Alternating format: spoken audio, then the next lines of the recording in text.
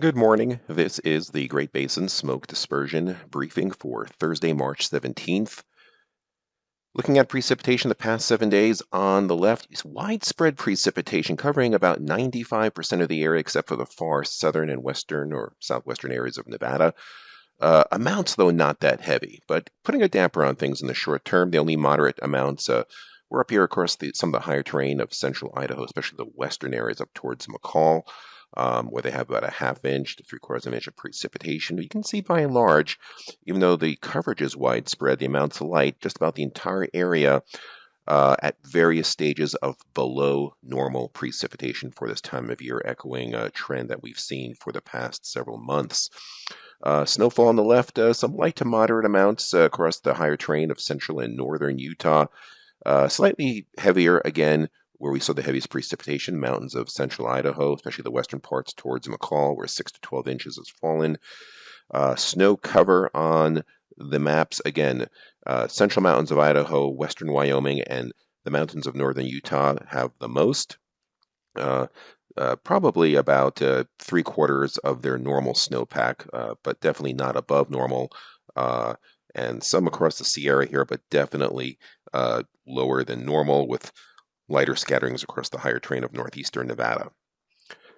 Satellite imagery shows a weak ridge of high pressure temporarily building in across the Great Basin, but there is our next weather maker starting up and another storm system in its wake, a deeper one up in the Gulf of Alaska. So for today, there are the clouds with the approaching system into the northwestern portion of the Great Basin, drier air and somewhat warmer across the eastern half of the Great Basin with that weak ridge of high pressure building in. Dispersion overall, pretty good in areas where you see the white, lesser dispersion where you see the areas in red.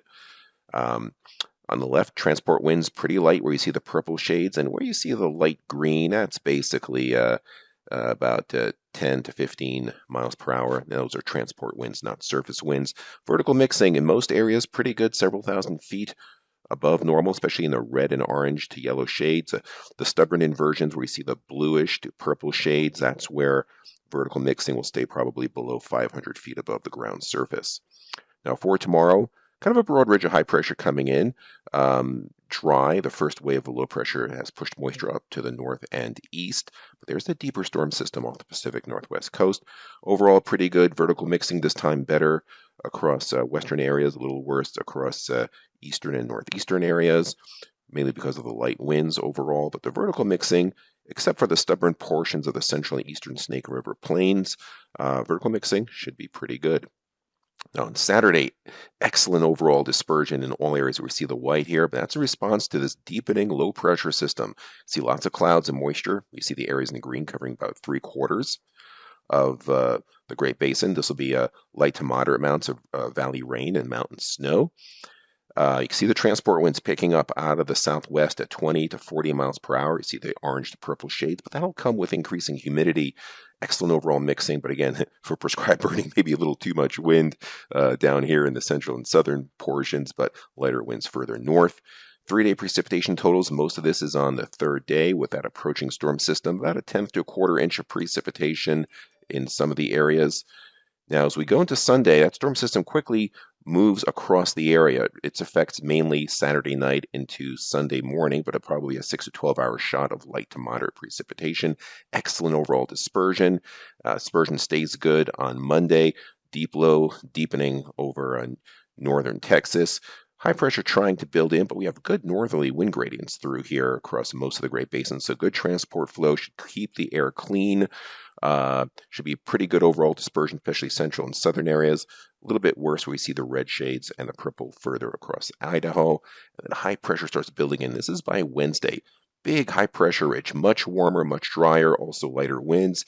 Hence the areas in red here with the ventilation index or the dispersion index gradually getting worse and dropping further and further south is that bad dispersion air, probably along and north of the I-80 corridor.